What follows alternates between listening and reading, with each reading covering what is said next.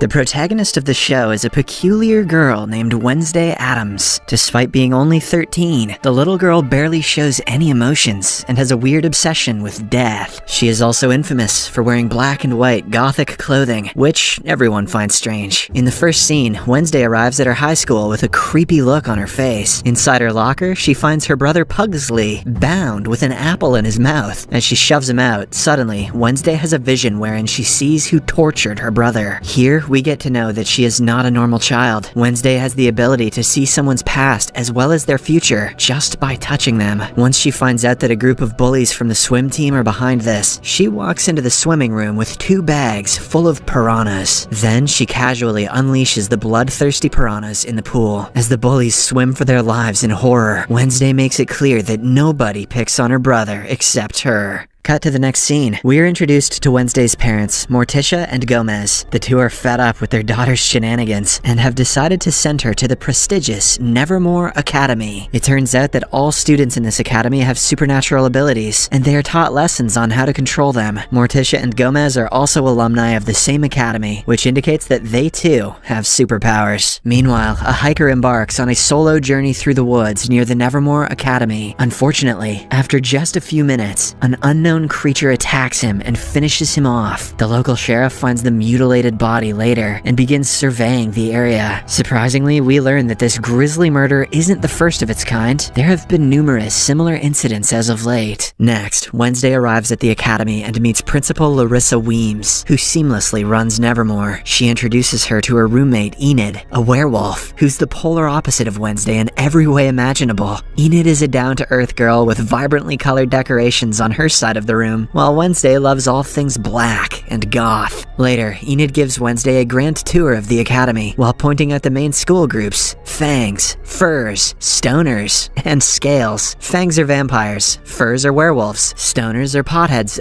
gorgons with snakes on their heads, and Scales are sirens who have the ability to manipulate people. Enid also shows her the most popular girl in school, Bianca Barclay, a gorgeous siren, and her ex-boyfriend Xavier Thorpe, a death artist who can transform his drawings into reality. Meanwhile, as the Addams family departs in their car, Gomez releases Thing, a chopped-off living hand. Thing is tasked with keeping watch over their daughter. The following day, Wednesday joins fencing class, where she is pitted against the impressive Bianca. After a bit of back and forth, the girls end up with equal points, so they decide to remove their masks and fight until someone draws blood first. Soon enough, a brutal battle erupts, with both of them matching each other stride for stride. However, at the end, Bianca ultimately emerges victorious when she slashes a small cut on Wednesday's cheek. Later, as Wednesday exits the infirmary after getting patched up, she is almost crushed to death by a falling stone gargoyle. Luckily, the death artist, Xavier, arrives just in time and pushes her out of the way. Shortly after, Wednesday returns to her room, but she suspects that someone is watching her. Hence, she searches the room and eventually finds the hand, Thing. Realizing that it's her parents' doing, Wednesday threatens the hand to be loyal to her, or else she will lock him up in a drawer. Terrified, Thing vows to be faithful. Due to Wednesday's piranha prank, she has to take mandatory therapy sessions. So, Principal Larissa drives her to her therapy session in Jericho, a small town outside of Nevermore. She meets her therapist, but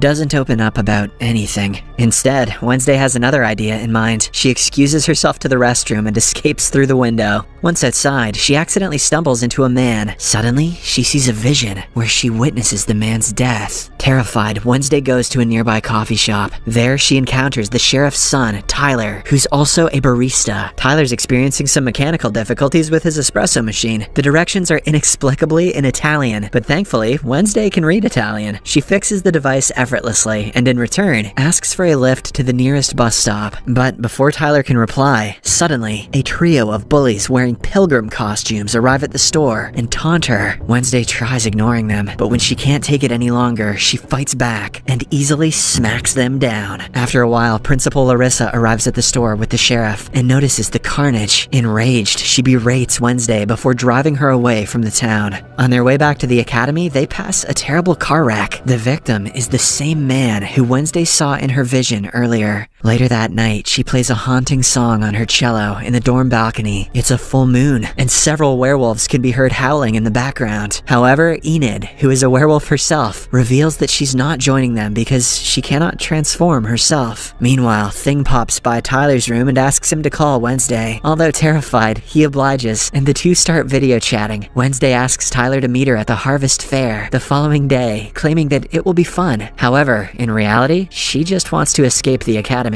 While at the fair, we see Larissa watching over Wednesday like a hawk. Despite this, the goth teenager somehow manages to catch up with Tyler. The two almost escape the place, but just then, Wednesday stumbles into one of her classmates, Rowan. He immediately runs into the woods, and since Wednesday touched him, she has a vision. Rowan has been brutally mauled to death by someone. Terrified, she has a change of heart and goes after him to impart the news. But before she can say anything, Rowan uses his telekinesis ability and secures her high up in a tree. He then reveals that his mother, a powerful seer, envisioned Wednesday destroying the Nevermore Academy 25 years ago. Hence, Rowan believes that he has to kill her before anything bad can happen. He then starts choking her telekinetically. Geez, at least buy her telekinetic dinner first. But suddenly, a massive monster leaps in, tears Rowan apart, and vanishes into thin air. Wednesday stands over his mutilated body and sees the illustration his mother supposedly drew of her. Soon after, police officers, led by the sheriff, begin looking for Rowan's body, but are unable to find it. As expected, the sheriff does not believe Wednesday's statement about a monster attacking Rowan and thinks it was a Nevermore student instead. An officer disrupts their conversation, and surprisingly, we see Rowan, who is very much alive. When Wednesday arrives at her room, she notices that her roommate Enid is too preoccupied with the Po Cup competition, an annual boat riding game. Later, she tries talking to Rowan, but Principal Larissa informs her that she has been expelled for a reason she can't share. As a result, Wednesday reverts to Plan B and asks Thing to keep an eye on Rowan. The scene then cuts to Rowan, who has arrived at the train station, with Thing following closely behind. After observing the surroundings, he covertly heads to the restroom and changes his appearance into that of an old man. Unfortunately, Thing loses track of him and misses this transformation. Later, the old man changes to Principal Larissa. This reveals that she is actually a shapeshifter, and for some reason, she is covering up Rowan's murder. Left with no options, Wednesday ventures into the woods to look for Rowan's murder clues. She is accompanied by Tyler, who is stalking his dad. After a while, she finds Rowan's glasses, and as she picks them up, she has a vision. In the vision, she sees a purple book from which Rowan got the drawing. Wasting no time, Wednesday confronts her class teacher about the book, and the latter reveals that it belonged to an old student society called the Nightshades. However, the society has long since disbanded. After school, Wednesday sneaks into Rowan's room to look for the book. She finds a mask underneath his bed, but before she can leave, Xavier arrives. It turns out he is Rowan's roommate. Wednesday quickly hides under the bed, and right then, Bianca also arrives to visit her ex. She overhears their conversation and learns that Bianca is planning to crush Enid in the upcoming boat riding competition. Hence, as soon as she returns to her room, Wednesday decides to help Enid by joining the competition so that they can take Bianca down. The next day, Wednesday and Enid gear up for the competition. As there are no rules, it is all fair game, and Bianca is using this to her advantage. There are 4 teams, and the game is that they have to row their boat to a destination and back. Whoever is the first one to arrive at the finish line without being knocked out in the lake is declared the winner. As the contest begins, Bianca hints at one of her friends, who is ready to sabotage the other boats. The friend, who turns out to be a mermaid, dives into the lake and destroys one of the boats, knocking the team out. Thankfully, Wednesday and Enid are prepared, so with the help of Thing, they manage to capture the mermaid. However, during the contest, Wednesday has another vision. This time, she sees a blonde hair version of herself, and that version tells her she is the key. Confused, Wednesday snaps into reality, only to find that Bianca's team is leading the race. Unwilling to give up, she and Enid decide to play dirty. They use Bianca's underhand methods against her, and finally win the competition. With this, a non-siren team has won the esteemed competition for the first time in 4 decades. Later, the winning team is honored by Principal Larissa, who hands Enid the Po Cup trophy. However, Wednesday is unable to withstand the attention, so she finds solace with Edgar Allan Poe, a former student of the Nevermore Academy. Suddenly, she sees a symbol underneath the stone book he's holding. It is the same symbol that was carved in the picture Rowan had handed her before he was mauled to death. Wednesday quickly solves a series of riddles etched in the book and finds a clue. That is, snapping twice.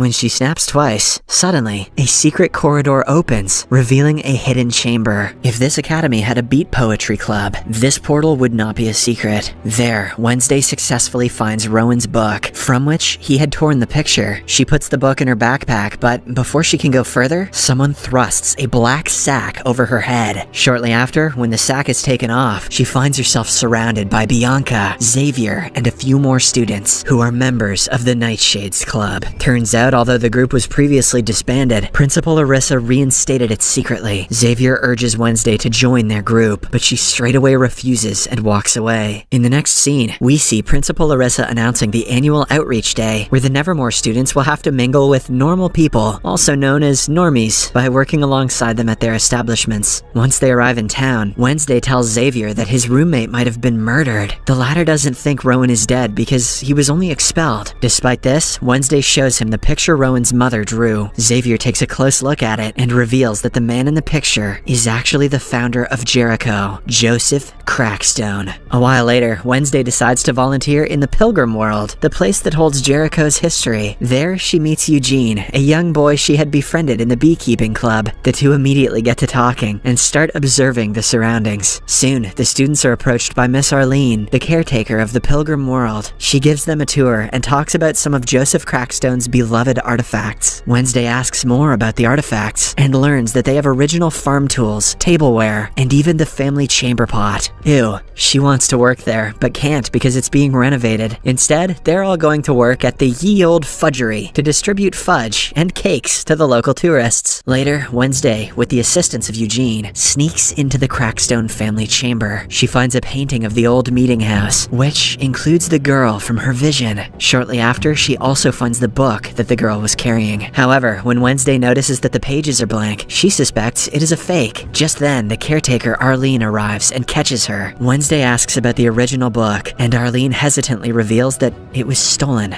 last month. Later, Tyler and Wednesday reunite at the coffee shop. The latter inquires about Joseph Crackstone, and Tyler reveals that what is left of the original meeting house is out in the woods. It is pretty much a ruin, and meth heads use the place as a crash pad. Immediately, Wednesday and Thing enter the woods in search of Joseph Crackstone's place. They eventually find it and come across a homeless man, but Thing chokes him and scares him away. What the hell, Thing? Suddenly, Wednesday experiences a vision. This time, she travels 400 years into the past. We see the blonde girl she encountered in the earlier vision. There are villagers who are encircling the girl as they call her the Devil's Spawn. Soon, Joseph Crackstone arises from the crowd and calls her Goody Adams. He accuses her of being a witch and condemns her to die in a barn stuffed with other accused folk, including her mother. In turn, Goody also accuses them of stealing their land, slaughtering the innocent, and robbing them of their peaceful spirit. Enraged, Joseph stares at her for a while and then sets the barn ablaze. Goody tries to free her mom, but all her efforts are in vain. At last, when there is no hope left, she escapes via a trap door. Meanwhile, Wednesday observes all of this in the barn with them. Goody soon runs up to her and claims that Joseph won't cease his crusade until he's killed them all. With this revelation, Wednesday wakes up from her lengthy vision and explains everything to Thing. I think we found someone who it's cool for you to choke, Thing. Suddenly, they see the same monster that killed Rowan lurking behind them. Wednesday runs after it in the rain, but can't keep up. Hence, she follows the footprints, which strangely start transforming into a human's. This reveals that the monster is actually a human. Right then, she runs into Xavier and tells him what she saw. He wants to look at the tracks, but the rain has already washed them away. The following day, everyone reunites in the town square for the unveiling of a new statue dedicated to Joseph Crackstone. Wednesday plays an instrumental version of Fleetwood Mac's Don't Stop with the Jericho Marching Band, while the mayor and Larissa announce the statue. However, disaster ensues when Thing, as per Wednesday's orders, sets the statue in flames. While others run away in horror, Wednesday's eyes gleam with vengeance as she swiftly plays the cello. Later, Principal Larissa tears into Wednesday, suspecting that she caused the incident. However, the teenager refuses to have done anything and instead confronts Larissa for refusing to acknowledge the bloody racist truth on which Jericho was founded. Hell yeah.